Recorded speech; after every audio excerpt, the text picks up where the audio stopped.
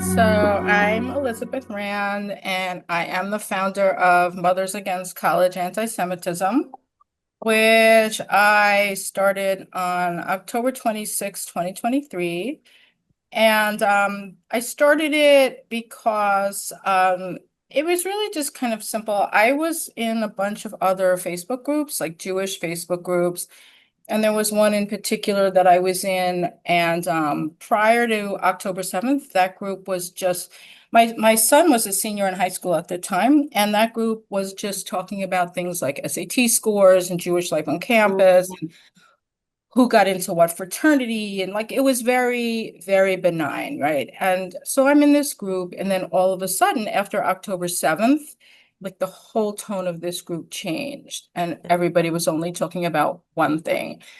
And it really surprised me how quickly it happened. Like there was October 7th, and then within, it seemed like, the next day there were Yeah, protests everywhere.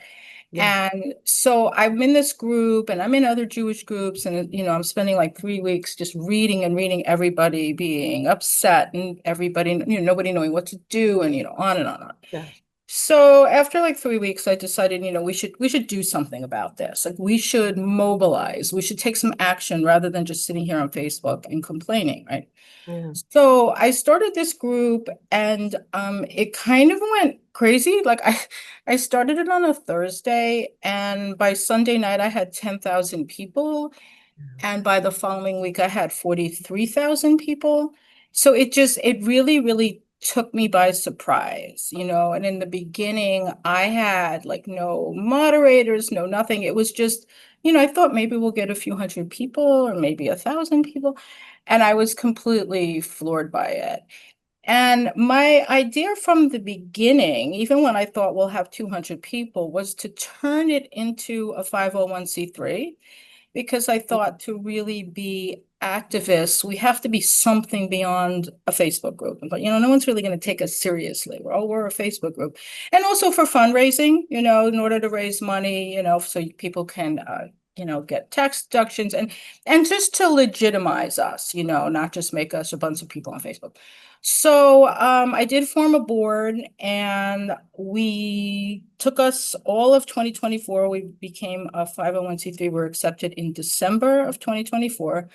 And, we do a lot of stuff. We do a lot of letter writing, and we partner. Some of our letters we write on our own. And then we do a lot with Pens for Swords, which I'm sure Mm. you know. I mean, they're excellent. I can't say enough good things about them. And I know that our moderators, share anything that's relevant. Um, we also have Maccabees on the ground, which I'm trying to, that was successful for a while, and now I'm trying to like restart it up for the fall. And that's really where we send moms or whomever, it could be dads, it could be absolutely anybody, out to campuses just to support our Mm. students. They don't really have to, we call it counter protesting, but you don't really have to Mm. protest. You don't have to say anything if you don't want to. But Mm. they're just standing there with signs. And we have, these big banners that say Mothers Against College Antisemitism. And but I think the biggest success from this group is probably none of those things. It's probably that we created a safe community for people. I think that's like been the biggest thing, that there's almost 62,000 people in it. And it's a place, that people can come on, and if they want to know what's going on a campus, or we get a lot of kids, moms of kids in high school. Well, we're looking at this Mm. college, and Mm. they want the real scoop. They don't want to hear what the school's telling them, because the school's going to tell them everything's amazing and everything's great. But Mhm. you could come onto our page and really find out things. And I think, so I mean, in some ways, I think it's been successful. I'd like to see it be more successful, of course, like anything. And that's pretty much, what we do. Like I said, we have a board and we do fundraising, and we're always open to ideas about how to combat this. I think, I started this group during the Biden administration, and now we have Trump. And obviously, we have a lot of opinions in my group, and we are a 501(c)(3), so we cannot take any political positions. We really can't say much of anything. And probably half of the group is very right wing and the other half is very left wing, and we have to balance that out because, there's a lot of squabbling. And I think since October 7th, it's funny because I think things are getting both better and worse at the same time. I think everybody has sort of upped their game. Yeah. I'm happy that we have a government that has tried to actually do something. On the other Mm, hand, the other side has, amped up their game as well. So mm, like both of mm. those things are going on at the same time. I mean, yesterday, I saw, Mahmoud Khalil, he Yeah. gets out of his jail and he goes like right to Colombia. What do we do about this? And I don't know, and we have a board and we strategize, we talk pretty much every day, we're in a chat and we're constantly trying to figure out what to do about it. That's sort of the story. I'm not sure where we're going to go from here. I guess a lot will depend on how things unfold in the future. It's hard to say. I mean, I am happy that our government has at least tried to take some steps to curb this. How successful that will ultimately be, it's hard to say because, like I said, the more the Trump administration pushes on these schools, the more pushback Mm, we get. So it's a little bit, it's both, it's both. Like, so, yeah, but I think that, like I said, the biggest success has been to at least give people a safe space to discuss yeah. things. We have moderators. I don't personally moderate the Facebook group. We have really good people that do that, and I think they've done a very good job of screening. Yeah. That's something that, like I said, when I started this group, there were no moderators, there were nothing. And I think they do a very good job screening so that people can feel safe. They're not going to ask about Jewish life on campus and have like Free Palestine as the next comment. They do a Yeah. pretty good job of trying to filter it out so that at least people can be honest. And we allow them to post anonymously. We have a fair number of faculty in the group. They usually post anonymously because, Yeah. they don't want to lose their jobs. There's a lot of that, and people will Yeah. say things anonymously. And I respect that. We put that, Mm, I implemented that at some point because, I think it's important that, we don't want to see people get doxxed or lose their job. And that's definitely a thing they like to do. Um, I think a lot of us have been the victims of that at one point or another. And I don't know, what else would you like to know? I mean, the whole BDS thing is here in New York, especially, I mean, it's ridiculous. We have laws that, are anti-BDS in New York. So there's nothing, it's all just for show. You can't really, it's not legal in New York to have a BDS. In mo many states, you can't have this stuff. And, it's really, truly awful. And I mean, it's hard to not see this as Jew hatred.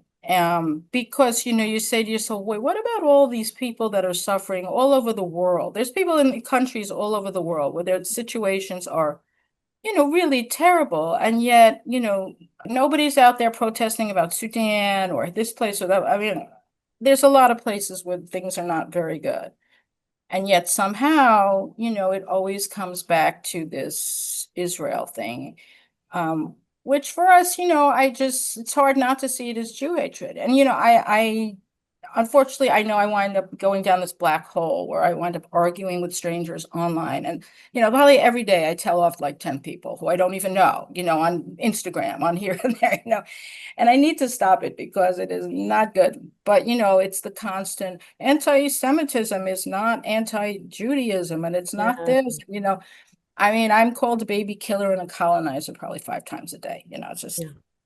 and, and there's been a lot of talk in my group and a lot of talk out in the world about DEI, right? And, where did that is that what's responsible for this oppressor colonizer thing? And, I've had to change my opinions over time. When I started the group, I said, I don't want to do anything against DEI because I didn't want to be seen as coming in and trying to take something away from other minorities. But then time passed and it sort of did become clear that, maybe DEI is not like a great thing. Jews for the most part are not included in it, and it just makes us seem like, we're these terrible white, colonizers. Yeah. And it's horrible. It really is horrible. And some campuses have gotten better and some have, like there's some where I really feel like, oh, there's no help, there's no hope. Like Columbia and Mhm. UCLA, I kind of feel like you know, lost causes, whereas other ones,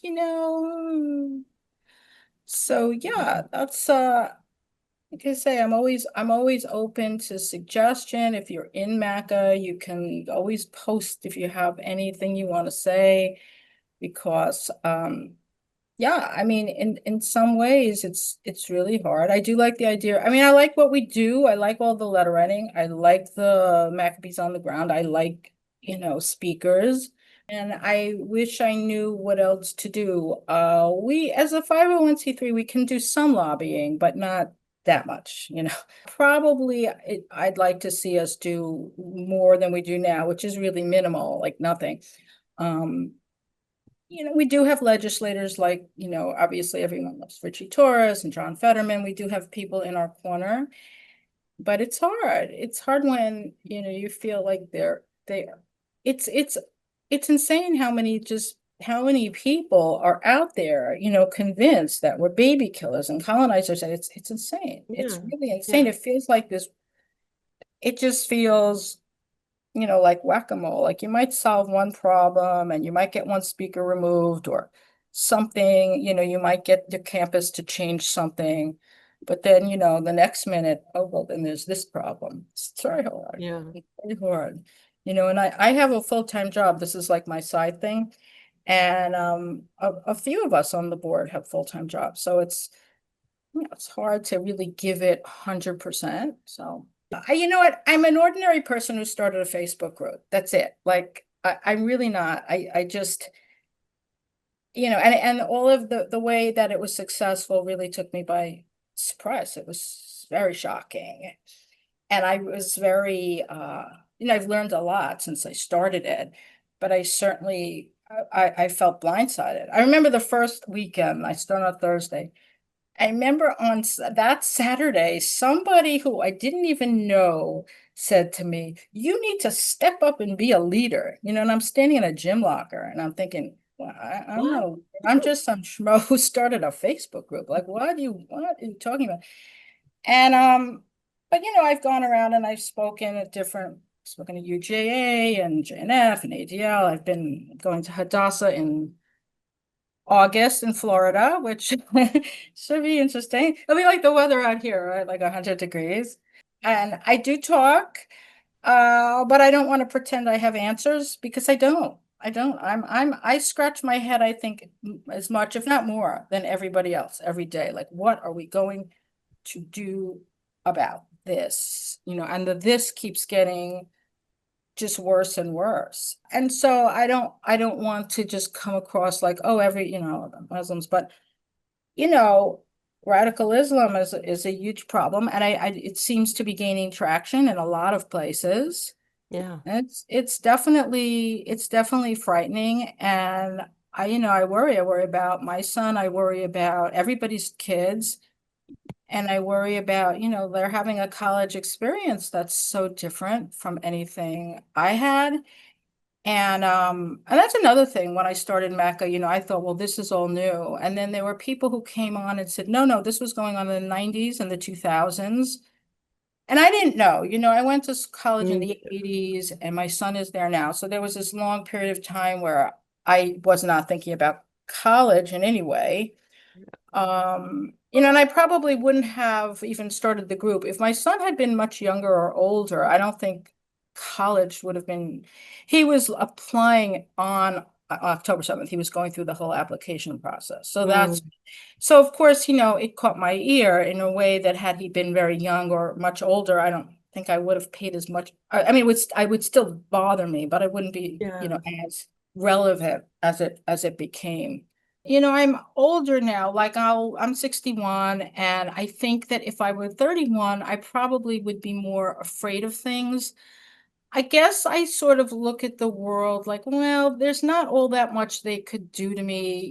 Like I'm kind of nearing like the end of my career. I don't, I always say, once I pay the last tuition check to NYU, I'll retire. Like I'm Mm, not, I think that when you get older, there's less like you're affected less by the world.